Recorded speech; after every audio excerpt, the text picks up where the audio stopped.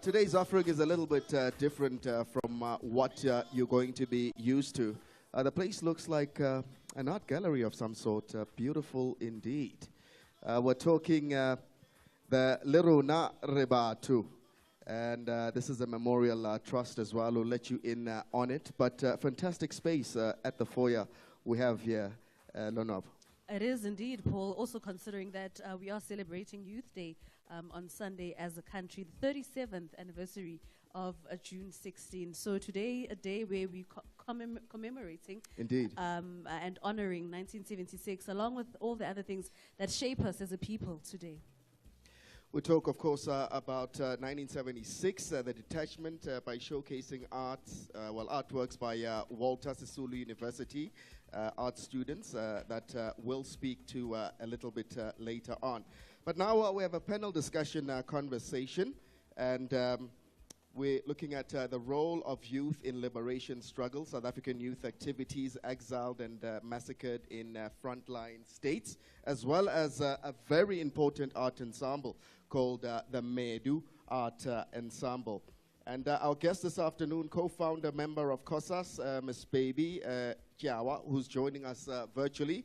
We'll also be chatting to Botswana High Commissioner in South Africa, Her Excellency Dr. Sanji Monacheng, as well as a founding member of the Medu Art Ensemble, Ms. Judy Seidman. She'll be joining us online. We also have a co-founder of Leruna Rebatu Memorial Trust, Ms. Nomzamo Nkachu.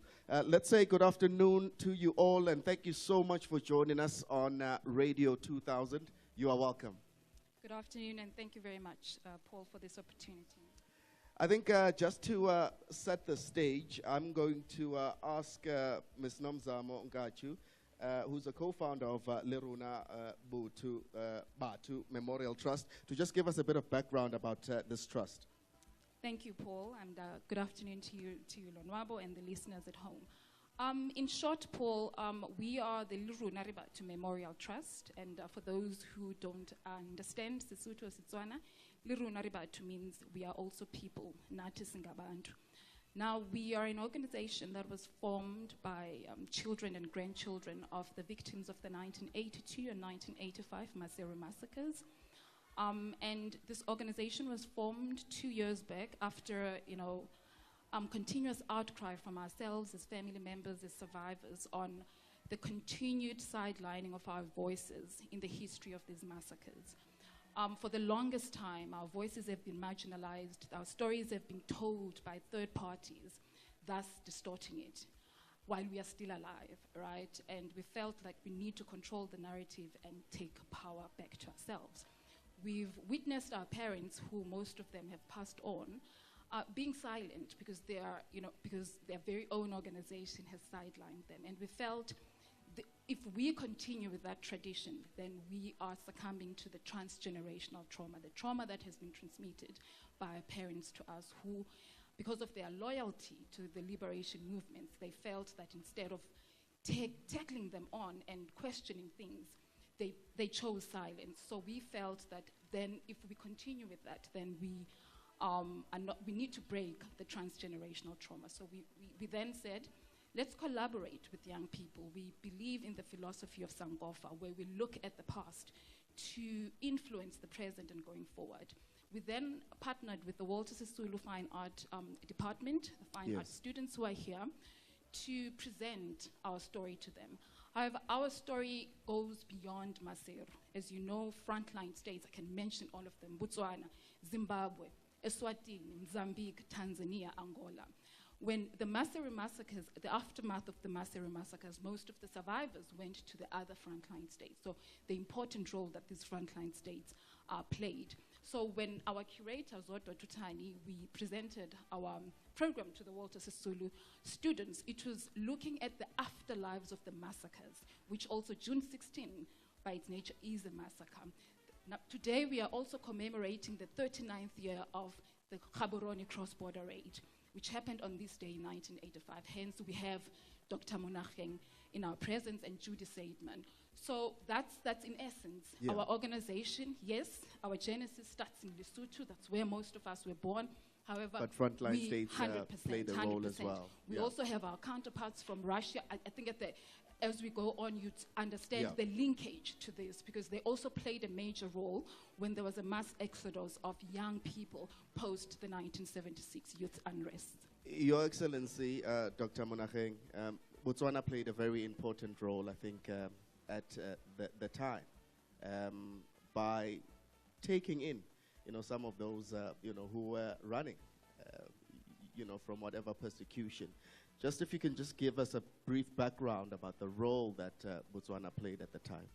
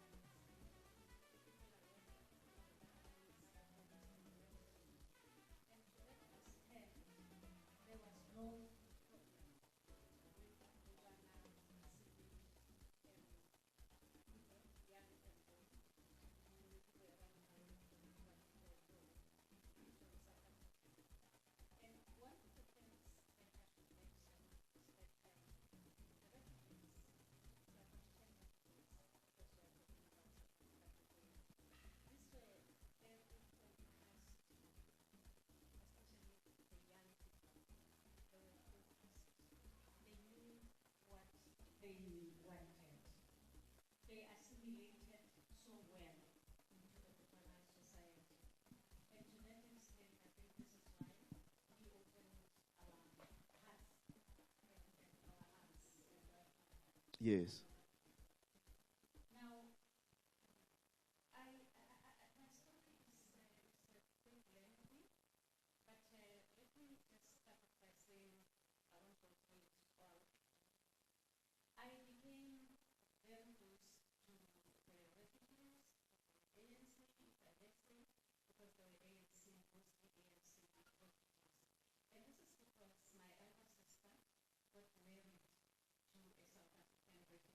I see.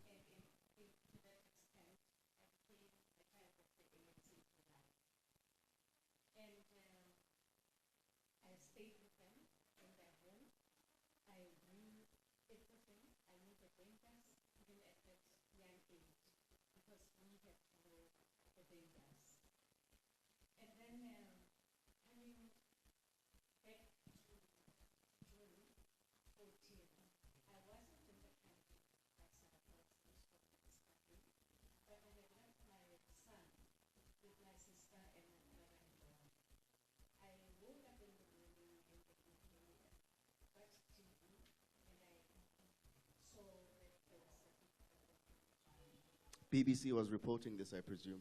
Yeah.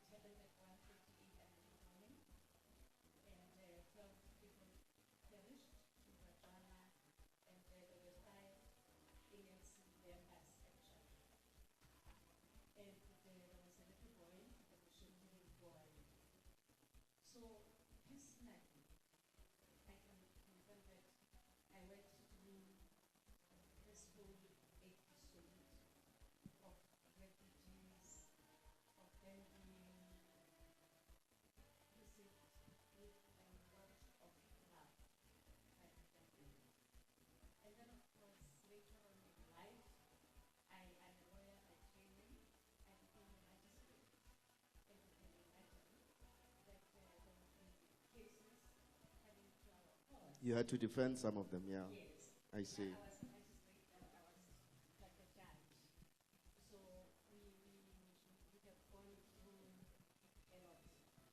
Okay, no, we'll come back to that. I just want to get Miss Judy Saidman, who's a founding member of Medu Arts Ensemble. She's on the line. Hi, Judy, are you with us?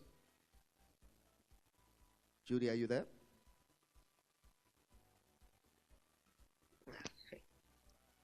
Hello, can you hear me? Yes, loud and clear.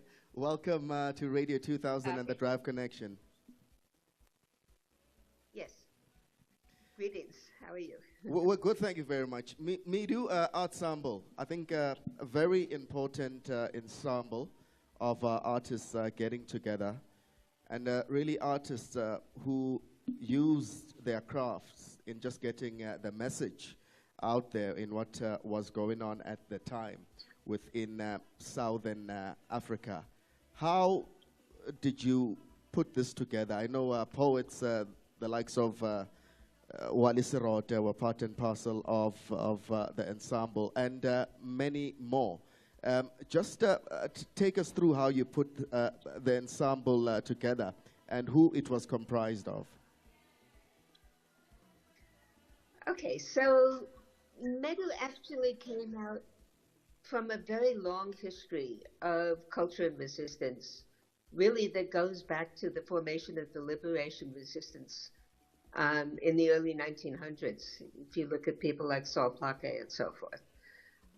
What happened was with the Soweto uprising in 1976, many of the youth coming into exile in Botswana saw this as a area where they could, or a place where they could work and continue the work they had started inside the country in terms of developing a resistance culture, developing a vision for what kind of society we needed that was not based upon racial oppression and economic oppression and all of those things. So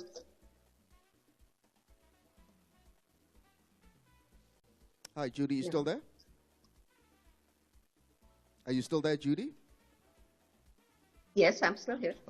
Okay, go ahead, continue. We lost you there for a second. Go ahead. Oh, okay. So basically, based on a number of youth coming into Botswana, going into exile after 76, meeting up with other cultural activists in Botswana who had already gone into exile during the 60s and 70s, people like Jonas Gwangwa, who went into exile in the mid-60s with King Kong, actually, but started to come to Botswana because it put him back into contact with people inside the country and also with the historical culture and music, in Jonas's case, the historical culture in Botswana, which was very linked to the South African culture. And a decision that we had to essentially build upon this basis to create an understanding of how people needed to see their culture, their relations to each other, their way forward, if you like. Yes. A vision of what the world ought to be like. That was sort of the roots of Medu. After several years of various cultural groups working together from in the late 70s, in 1979, the group called Medu Art Ensemble was actually formed with assistance from donors from the, for instance, Sweden and so forth. But also there was a decision with South African cultural activists, mostly in exile, Yes. at the Nigerian Festac festival in, I think it was 78, that there had to be a formal organization that took forward the culture of resistance in ways that could be publicized outside us and inside South Africa. So that was the basis of what people said we're trying to do. And for the next 6 years, really, that's what Med actually succeeded in doing, very effectively, in fact. Dr. Monageng, you touched a bit on your experiences during what happened in Gaborone on the 14th of June, but I see also your wealth of experience working with the ICC and in the human rights space. When you look at the international community and after what happened in Lesotho and Botswana as well as here in South Africa, do you think they've played a sufficient of a role to help us in moving forward? the international community. So we see, in fact, if you look at the continent, a lot has happened. A lot happens even today. If you look at countries like Sudan, they're still in limbo in many ways. So as someone who has worked in the International Council, do you think sufficient is being done?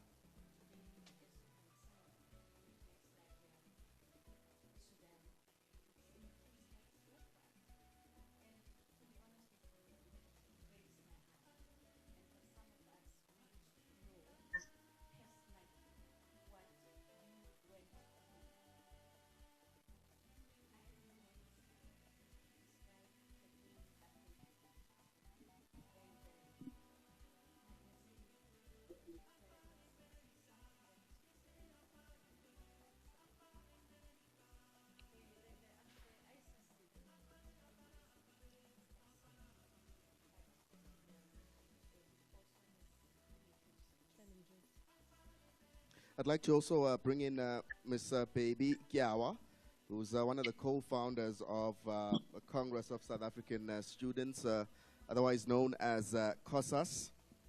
Hello, Ms. Gyawa, are you there? Yes, I am. Can you hear me? Yes, we can hear you loud and clear. Welcome to Radio 2000 and indeed the Drive Connection. Young people at the time, I guess 1976, when you formed the organization, they were restless and rebellious at the time, and I think what you were pushing for was change. You needed change to happen. Yeah. First, I just want to thank you for the invitation, and also thanks for the participants who have been talking and sharing the experiences of South Africa in the liberation movement and the struggle that was supported regionally, internationally. I just want to say that COSAS was formed in 1979, and we were the generation of 1976. Indeed, that flooded the frontline countries like Botswana, Lesotho, Swaziland in a big way. Indeed, our work at that time, our struggle that time was really a struggle for a better, free, empowering education that is non-racial, that is non-sexist. Also fighting for a country that would accept and know that they have a constitution that is free, that is accommodating all races, that is non-racial, non-racial, democratic, and of course, inclusive of all. We continue to hope that in our fight, we shouldn't forget how we were received in those frontline countries. Yes. Obviously, as young people during that time, after June 76, there were no organizations. In 1979, 31st of May, that's when we formed the organization, the Congress of South African Students. I just want you to keep that thought. We really have to... in high schools specifically, not Ms. higher Maja, institutions. We're going to take a quick break and our focus will and return right after this. Auto Pedigree and get up to 50,000 Rand cash back. That's right, 50,000 Rand cash back into your pocket when you choose from a wide selection of quality used low-kilometer Toyotas, VWs, Suzukis, Kias, and much more. At Auto Pedigree, you get a great deal and peace of mind to drive away with a reliable vehicle you can be proud of. Visit autopedigree.co.za or an Auto Pedigree dealer near you, because you deserve a great deal. Set in a gleaming new high-tech trauma center that deals with only the most serious cases, an emergency medical team must battle through the crucial first hour of care to save lives that hang in the balance. Each distinctive case is told with a thrilling intensity and nail-biting urgency as the team work on the very edge of the medically possible. This is a medical drama like no other. This is Critical. Mondays to Wednesdays at 9 p.m. on S3. Starts 11 June. Channel your best drama with BBC Primetime. Open up.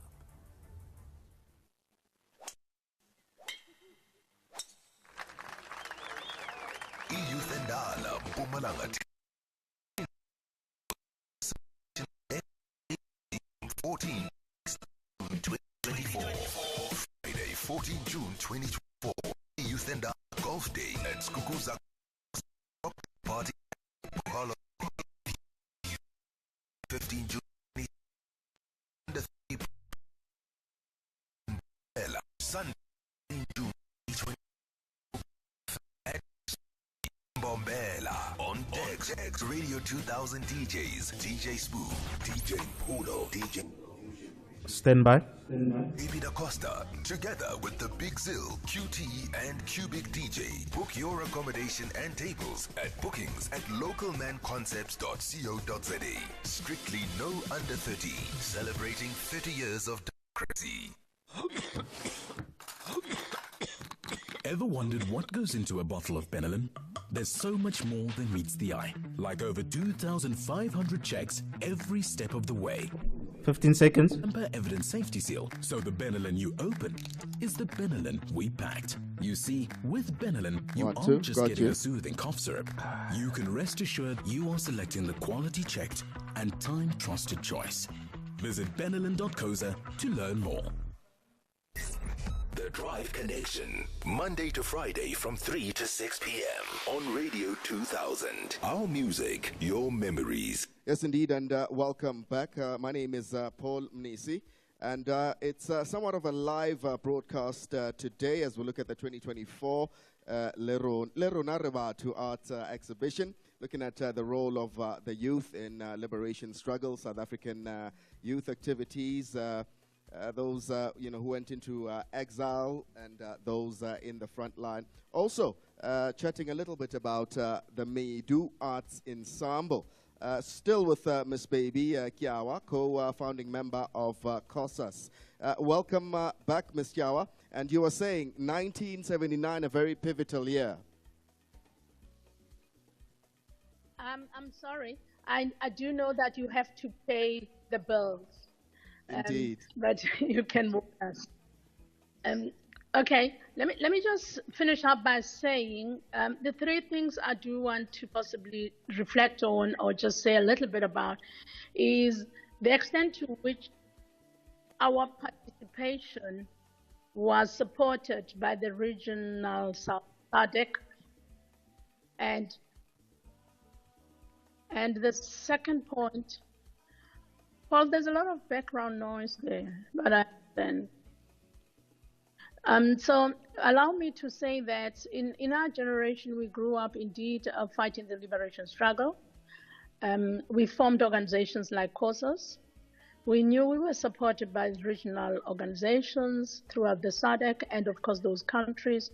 Hence, in fact, we suffered the same pain of the bombarding of both Botswana and Lesotho and the killing of comrades and the citizens of those countries. A third thing I want to raise is that indeed this is an appropriate way of celebrating because the arts became quite an important element of our struggle. Yes.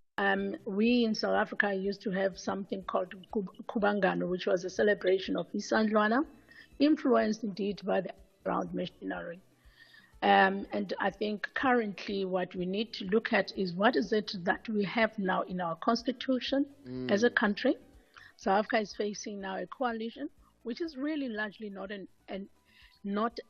it's a challenge, but not a bad thing, because we need to think about ourselves much broader than black and white, but pursue the non-racial agenda of the National Revolutionary Democratic Revolution of the country. Yeah. And start reactivating some of those roles played by the art, played by the poets of the region and the country, and see how we can actually get our struggle back on track to reduce and fight poverty, unemployment of young people. Finally, I want to say the young people today are not facing apartheid, but we're facing poverty, inequality, and of course, gender-based violence and femicide. We are all drift towards narrow nationalist governments in the world.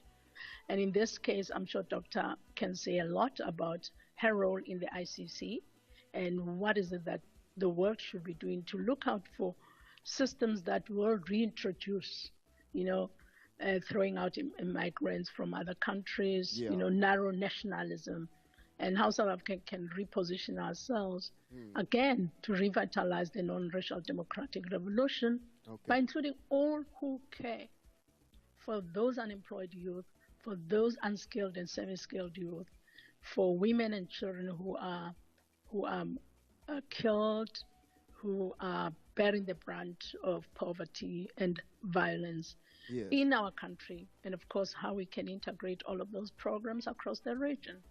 Co-founding member, pause, Paul. Co-founding member of COSAS, Miss Baby. Yeah.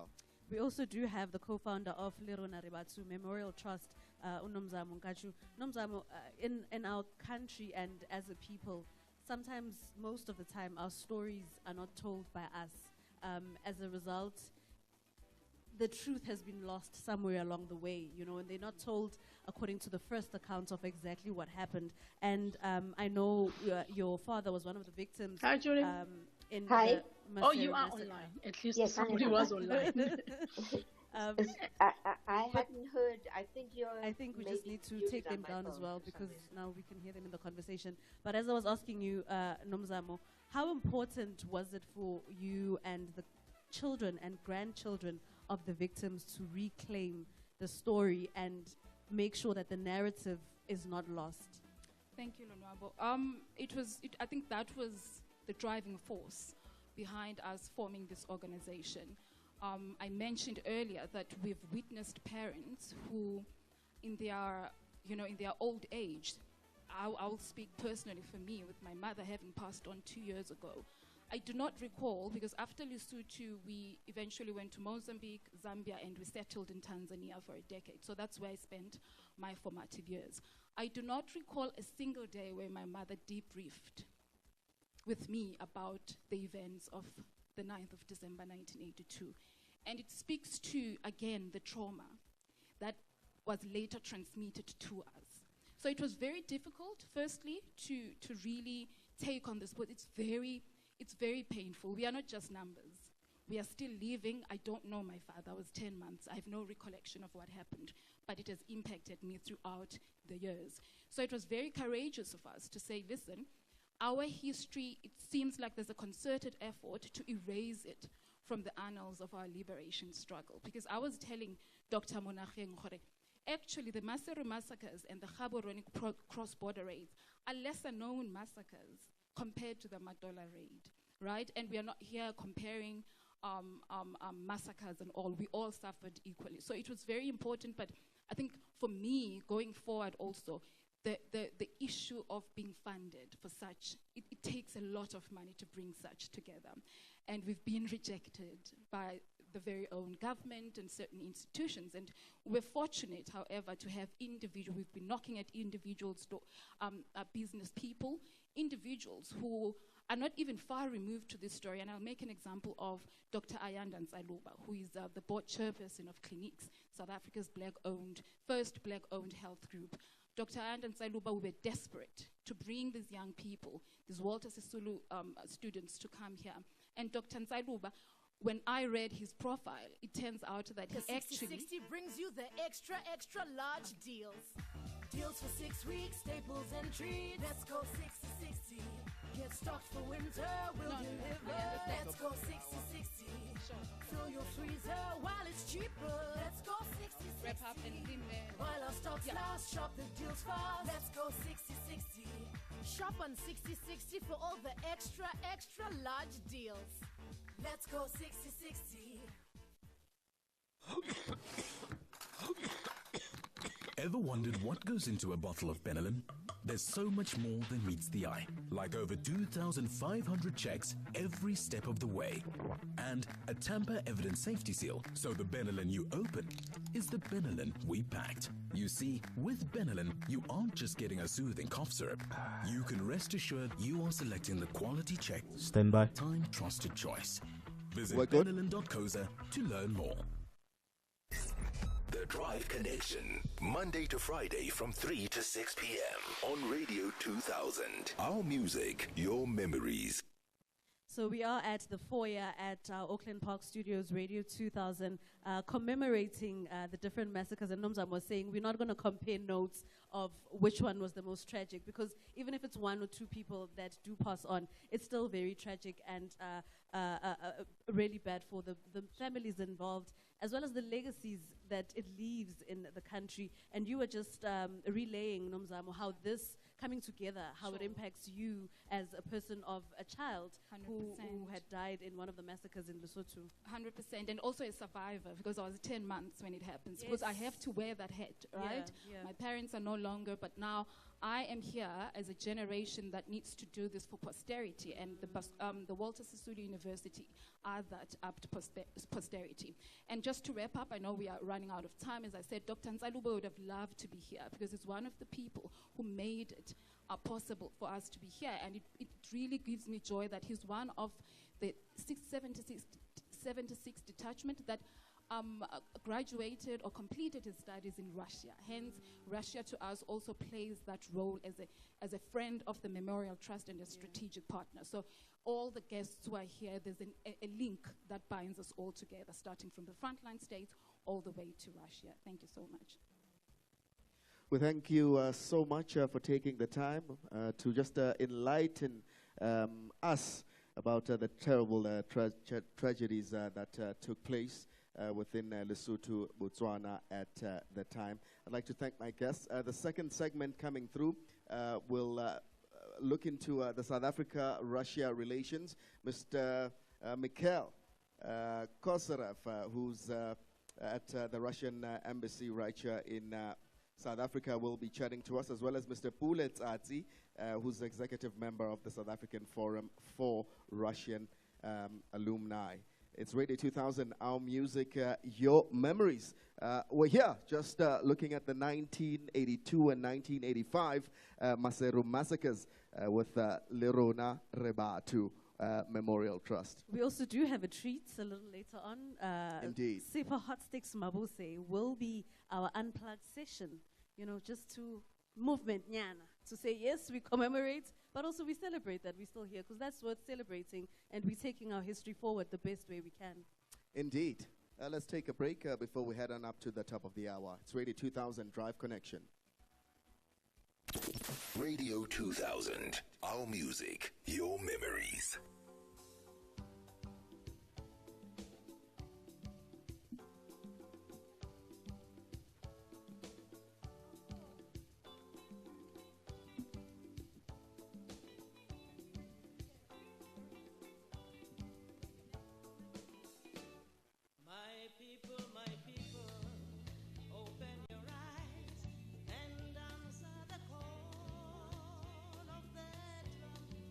Freely more freely.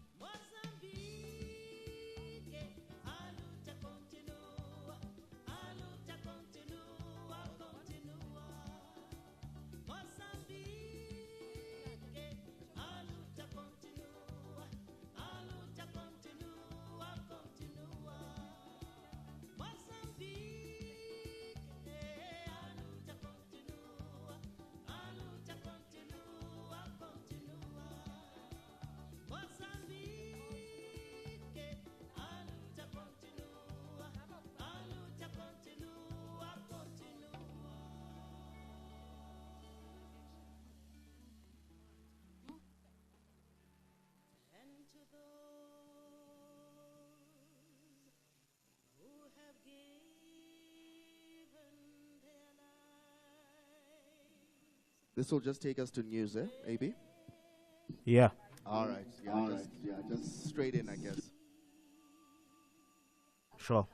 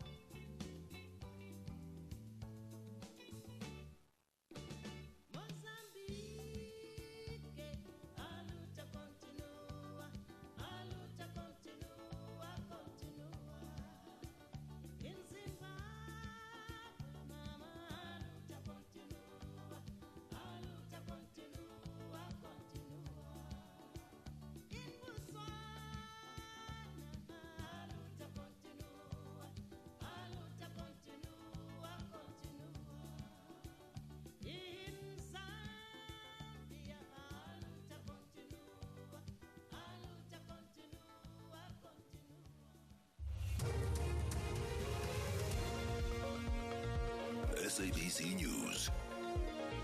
Independent and impartial. Top stories at 4DA confirms its inclusion in the GNU, and Boyce re-elected the Speaker of the KwaZulu-Natal Legislature. For Radio 2000 News, I am Ondelambana, and a very good afternoon. Day leader John Steenhuisen says problems like unemployment, crime and corruption won't be solved overnight. He announced that the DA had signed a statement of intent to form a government of national unity alongside the ANC and IFP. Steenhuisen made the announcement on the sidelines of the first sitting of the National Assembly. He says voters should bear in mind that the challenges facing the country will take many years of hard work. South Africa has the highest unemployment rates in the world. It has one of the highest crime rates in the world. Logistics and infrastructure is in an advanced state of decline, and corruption is endemic. None of us should expect these problems to be solved overnight. It will take years of sustained hard work, perseverance, maturity, and cooperation across all sectors of society to get our country back on track. The ANC's Nontembeko Boyce has been re-elected as the Speaker of the KwaZulu-Natal Legislature in Pietermaritzburg with 41 votes. She was earlier nominated alongside the MK Party's Mervyn Dirks, who received 39 votes. Members of the MK Party and the EFF unsuccessfully raised objections to the voting process, questioning its secrecy and calling for a re-vote. Boyce has been serving in the same role since 2019. Here's KwaZulu-Natal Judge President Thoba Boyodlwati making the announcement. I now have 80 ballot papers. There were no spoiled votes. Notemba Boyce, 41 votes. Mervyn Alexandra Dex, 39. In terms of Section 6C of Part A of Schedule 3 to the Constitution, I accordingly declare Nontembeko Notemba Boyce the Speaker of the KwaZulu-Natal Legislature. The eThekwini municipality says Durban-bound lanes of the N3 in Spaghetti Junction outside the CBD may reopen for traffic between 3 and 5 o'clock this afternoon. Teams are still busy with the cleanup of a hydrochloric acid that spilled from a tanker this morning. Initially, Durban and Johannesburg-bound lanes were closed to traffic. The municipality says traffic officers are on duty at major intersections and busy routes to ease traffic congestion. On the markets, the rand is trading at 18 rand 40 to the US dollar, 23 rand 30 cents to pound sterling, and at 19 rand 64 to the euro. Gold is trading at $2,328 and platinum at $950 per ounce, while Brent crude oil is at $83.30 a barrel. Recapping the top story, DA leader Johnston Hazen says problems like unemployment, crime and corruption won't be solved overnight. He announced that the DA had signed a statement of intent to form a government of national unity alongside the ANC and IFP. I am Onde Lambana for Radio 2000, news headlines at 4:30. Radio 2000 Sports. Good afternoon. In your sport headlines, I see Orlando Pirates have been busy, so they've swooped on a midfielder, Silailo Rasiboja. I'll give you all the details on that one, but also we'll look at certified Steve Barker, who's fired up for the Staleys' debut in CAF Inter-Club competitions, as well as Stephen Wokoka, who confirms his final race before the Olympic Games. All this and more at 4:30. When you've had enough, the choice is either flight or fight. 32 years ago, on 16th of June, sacrifices were made by youth of that time. The class of 76 fought back because they wanted to live. They fought not only for their survival, but to ensure the future they dreamt of would be within reach. The children of yesterday became the leaders of today. People laid down their lives for the sake of freedom. We take time this month to remember. Stand by. And celebrate the youth of 1976. Happy Youth Month to all the young people of South Africa. Radio 2000, our music, your memories. Iyuthendala Mpumalanga takeover is happening with Radio 2000. It's in association with XO Agency from the 14th until the 16th of June 2024. Iyuthendala Golf Day happened today and is currently happening at the Skukuza Golf Course, as well as a cocktail party at Hippo Hollow in Hazyview. On Saturday, that's tomorrow, there's going to be a pre-party at the Garden out in Bombela, and then Sunday it wraps up with an all-black affair, mixology, they call it out in Bombela. It's Radio 2000 DJs that are going to be there. DJ Sbu, AB Da Costa, DJ Mpulo, DJ Nkohla, the Big Zeal QT, as well as Cubic DJ. Bookings at localmanconcepts.co.za. Strictly no under 30s, they say, celebrating 30 years of democracy. It's Radio 2000, our music, your memories. We're currently posted or stationed at the Leruna Rabatu Arts Exhibition, and we're going to get into that a little bit later on. As we get into the second part of our discussion, I'd like to welcome Mr. Mikhail Kosarev, who is a media liaison coming through from the Russian embassy right here in South Africa, as well as Ndate Ms. Pule Tsatsi, who's a founding member of the South African Forum for Russian Alumni. Let's say welcome to you, gentlemen, and thank you so much for joining us today. Thank you. Thank you so much for having me. Russia-South Africa relations. It's been a long relationship, hasn't it, Mikhail? Indeed. How far back does it go?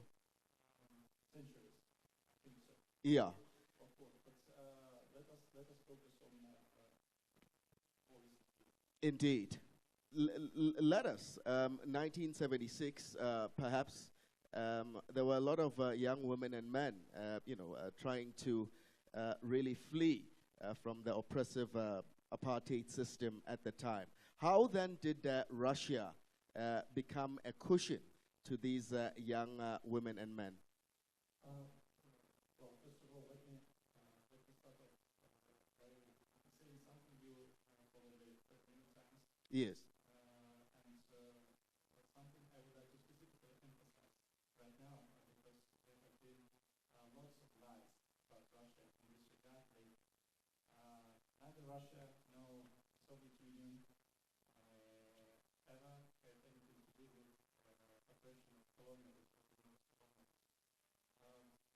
Even if we have a look at the Russian Empire as expanded, yes, there are specific reasons for its expansion, predominantly political and security reasons. But as it expanded, it never gave any privileges to its foreign agents, the Russians, and it never exploited, in any sense, its margins, the borderlands. Never pumped out resources from there. Rather, it invested heavily in their development. And when we say that Russia is home to some 200 ethnicities, it's not 200. It's not a joke. That's true. That's the way we lead. We have always been, and we will too. As for the Soviet Union, it is enough to have a look at the fundamental documents which guided its foreign policy. Those, for example, of Comintern, the well-known third communistic international movement, there were principles of internationalism and helping oppressed classes and peoples enshrined in this document. And this is exactly what the Soviet Union did, starting from the mid-20th century, including on the ethnic continent. yes. Well, yes, the Soviet Union provided support to liberation movements. We all remember that the year 1960, what was it? It was the year of Africa. Some 70, I'm not sure actually, 17 or 18 African countries gained independence during this year. And in late 1960, in December, the declaration on granted for independence to colonial countries and peoples Yes. was adopted by the United Nations General Assembly. Okay, Yeah. I just want to talk about support and throw it over to Mr. Pule Tsatsi. You were a beneficiary.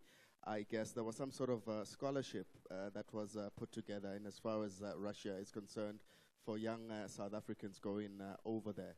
But please give us an overview, if you will, sir. And welcome, by the way. No, thank you very much, and thanks also to the audience and the listeners of Radio 2000.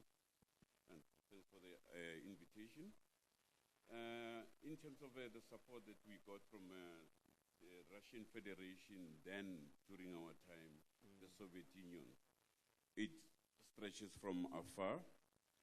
And starting from the time of apartheid, I think you know when all the liberation movements or political parties were actually banned in 1960. And then there was an exodus of politically inclined people going for foreign countries, starting with the frontline states first. Yes. And then eventually ending up in Russia or in the Soviet Union, the 15 Soviet republics, then including the current Russian Federation. The relationship did not only start in 1960, it started in the 40s via the South African Communist Party, which was established in 1921. And then from there, all party members were sent to countries like the Soviet Union to actually go through the political training in the party schools, what we call the party schools during those days. And from 1960, with the exodus of the Lituli detachment after the banning of this, and then the Soviet Union was one of the first countries that offered military training for the Lituli detachment of Nkohla. Followed as the years went by with now scholarships for tertiary education in various fields. I happen to be... Were you a beneficiary? I was a beneficiary, yes. I'm a mechanical engineer by profession, having a master's degree, completed my master's in 1989 from Petrus Lumumba University in Moscow. Yeah.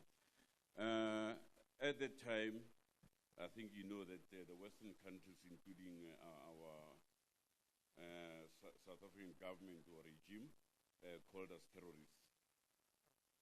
But we were accepted and offered friendship by the people of the Soviet Union. We were trained in areas where, as black South Africans, were not allowed or admitted to be trained under the thing. As we know, apartheid Bantu education was meant to produce hewers of wood, and fetch water. So those are the problems that were there. But in terms of the support, it was unconditional, and hundreds of thousands of our South African people were actually trained militarily, political school, trade unionism, and including academically. And it started from people like President Mbeki, quite a number of former ministers, like Mantu Shabalala, Damini that I can count, including Nomzamo's father, who actually trained in the Soviet Union. So I was a recipient of that support. Gospoda, I should say, Volopolazhnov, Redut Vatikin, good to see you here. What I want to know is, when you look at how we are, I mean, the bond, it's infinite with the South Africa, and we are vocally pro-Russia. When you see us having obtained our freedom up to now, as you felt we needed it, do you feel we are heading the right direction with the assistance that you've been giving us to a point where we are now? I'm just saying, with Russia being the country that was being pro-South Africa before the freedom up to now and where we're going, as much as we are also pro-Russian, I mean, politically, everybody knows. Do you feel South Africa is in a point, is heading the right direction where you've always wanted to see them be as you were assisting them throughout the years? Well, it was something that they refer to as Soviet soft power, if that's what you are speaking about. Soviet education, Soviet scholarships, military and technical assistance, developing educational infrastructure on the African continent were the crucial, the pillars, let's say, of the Soviet soft power in Africa. And as far as I can judge, being in South Africa for the 50 years already, there are lots of friends, South Africa, who understand our country, who treat with respect, who know our history, and our common history. And that's the best evidence of how was it efficient or not, and if we had to do that or not. That's the best.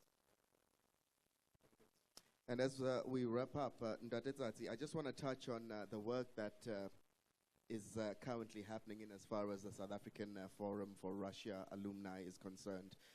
Just briefly, let us in on the kind of work that the forum is doing. Well, the forum was established very recently, but it was formed out of a relationship that has been ongoing ever since 1994, since we came back. With the Russian government through the embassy of Russia. So we had to establish a formal organization, the South African Forum for Russian Alumni. With SAFRA as an NGO, we then established an organization called Shire Group, which widen the circle. Widen the circle of friendship in the first instance.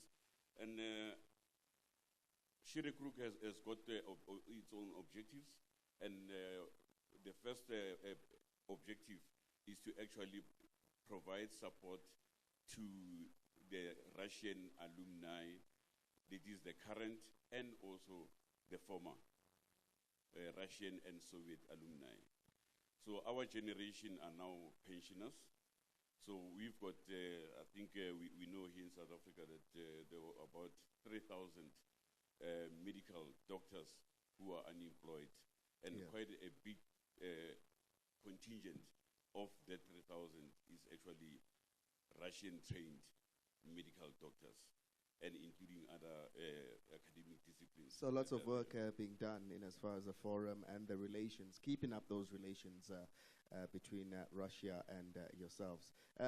Gentlemen, we could go on and on, but in as far as time is concerned, I'll need to wrap it up. I must thank you, Mr. Puletati, as well as you, Mr. Mikhail Kosarev, for taking the time to come through and give us your insights on the platform. Thank you so much indeed. Spasiba. Spasiba. Spasiba. All right, it's Radio 2000, our music, your memories. You got to teach me, what does that mean? Yeah, it's something we speak in Ruski. You know, only a few gentlemen. Gavariti по-русски. Конечно. Let's take a break. Kickstart your morning with the Big Breakfast Show. We are hanging out with him in the studio, starting with his classic. Let's go. Professor is here. Radio 2000. Our music, your memories.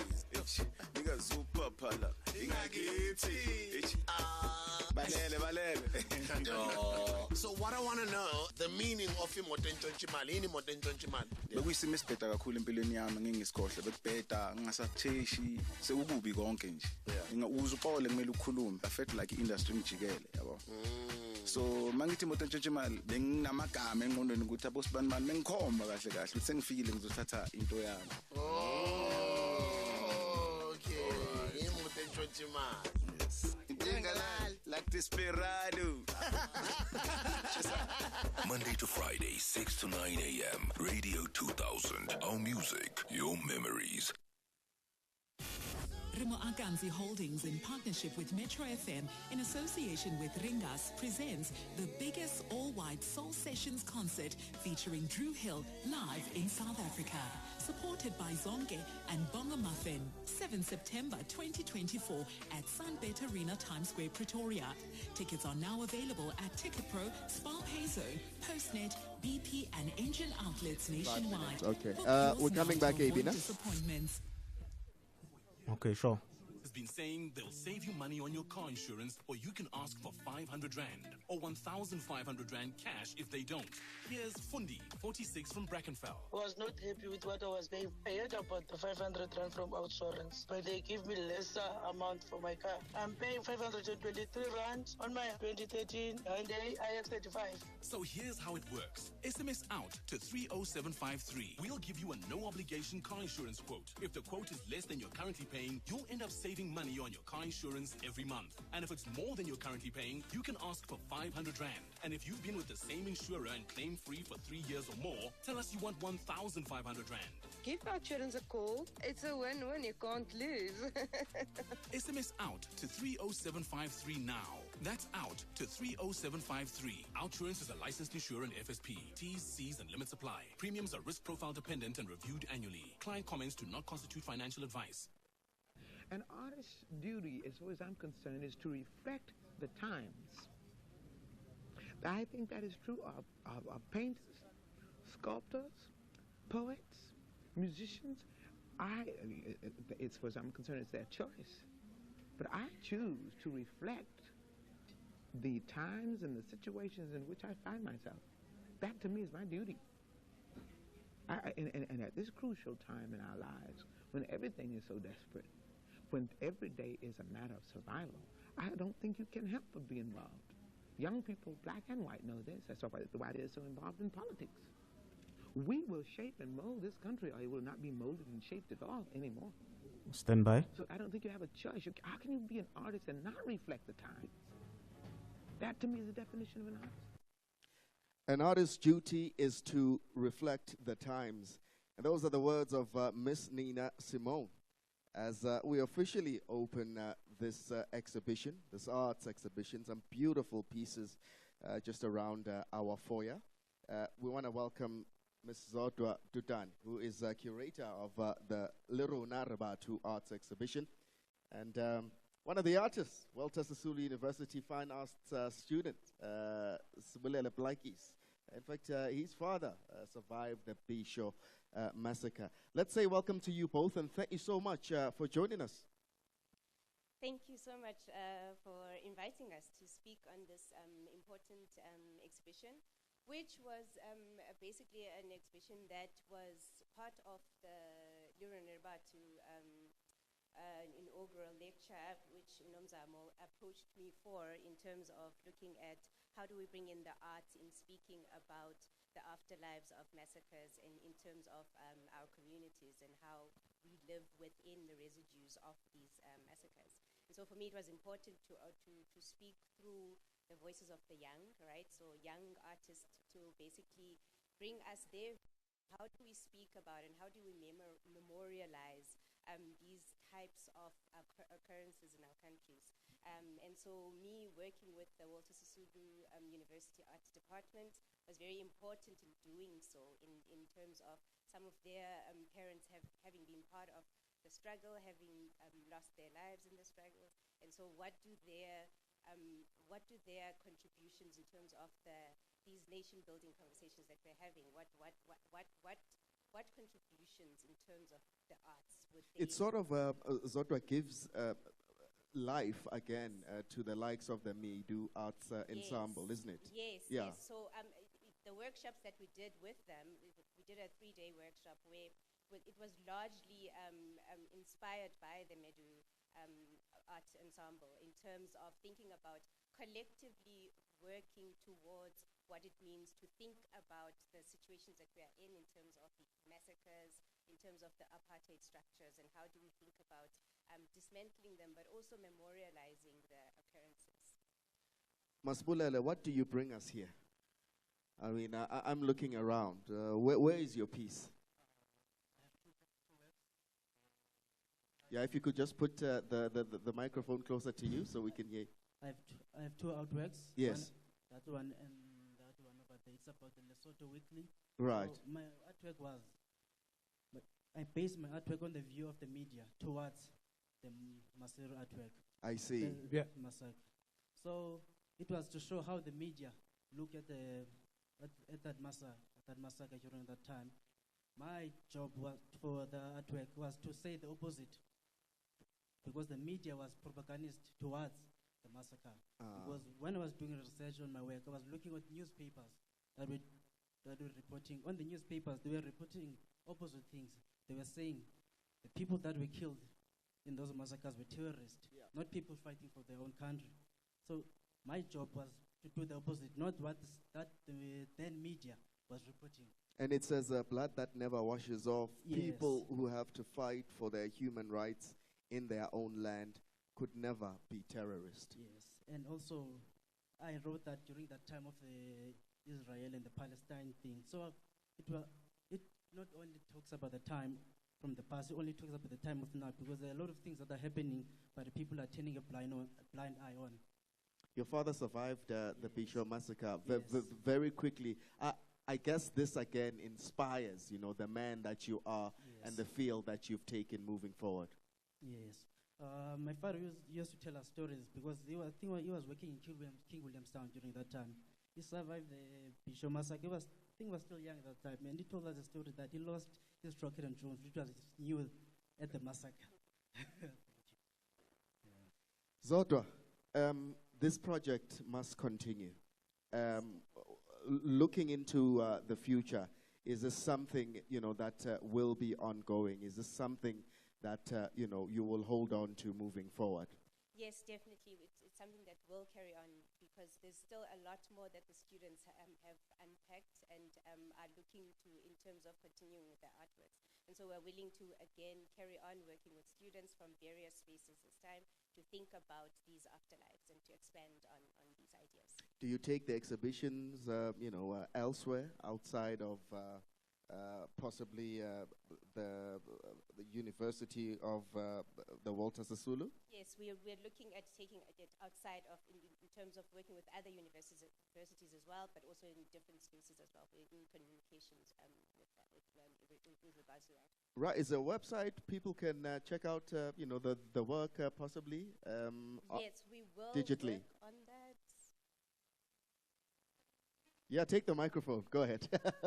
Don't be afraid. Thank you Go very ahead. much, Paul. Yes, Yeah. we've created a website, www.lirunaribatu.africa.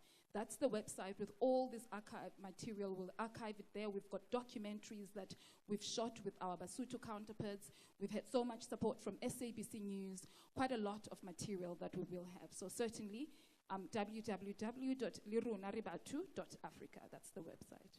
Zotwa Tutani, curator of Liruna Ribatu Arts Exhibition, as well as the young man, the young lion, Usbulele Plakis. Let me say Siabulela to the both of you for being on the platform. Thank you very much. It's Radio 2000, our music, your memories. And we declare the arts exhibition open. Kickstart your morning with the Big Breakfast Room.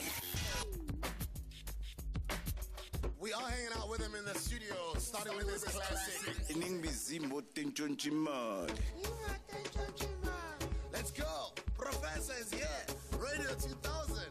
Our music, your memories.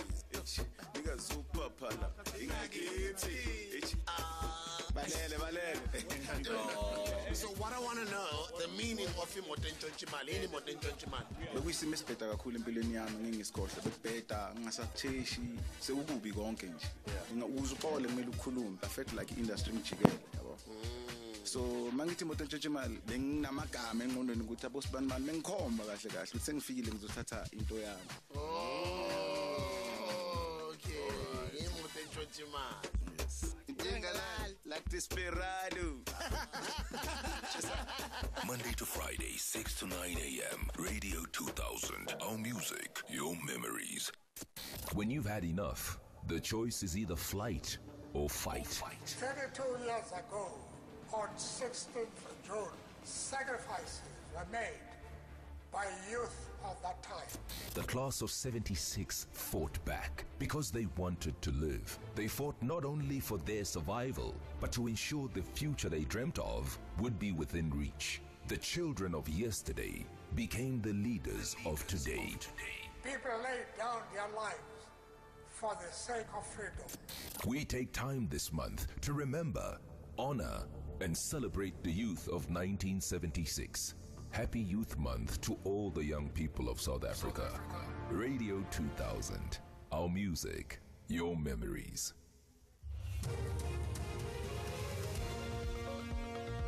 SABC News. Independent and impartial. News headlines at 4:30 on Radio 2000. I am Ondilambana and a very good afternoon. Chief Justice Raymond Zondo has acceded to a request from the EFF that the counting of the votes for the election of the Speaker of the National Assembly be observed by political parties represented in Parliament. DA leader Justin Hazen says problems like unemployment, crime and corruption won't be solved overnight. He announced that the DA has signed a statement of intent to form a government of national unity alongside the ANC and IFP. And Mpumalanga police have launched a search for a man who allegedly stabbed a 48-year-old woman to death in Baffelspruit. Ndogozo Kalipago was last seen on May 31st with the suspect. A full update follows at the top of the hour. Radio 2000 Sports. Good afternoon. In your sport, we start off with a beautiful game with his much-needed CAF A coaching badge now in the bag. Stellenbosch FC head coach Steve Barker can't wait to start competing in the CAF competitions next season. So Staleys, who qualified for the Confederation Cup after finishing third on the DSTV Premiership log, are looking to make the most of their maiden appearance in their maiden continental voyage next season. The CAF A license now allows Barker to sit on the bench in the competition, and he's already looking forward to enjoying his African safari. Here he is.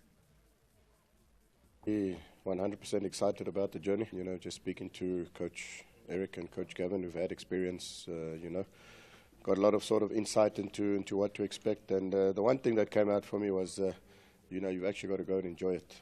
Although there will be obstacles and a lot of challenges and frustrations, you can't go there and not expect it's going to be happening. So you just got to show resilience and, just enjoy the ride. And after the season Staleys had in the DSTV Premiership, I'm definitely looking forward to seeing them in the CAF football.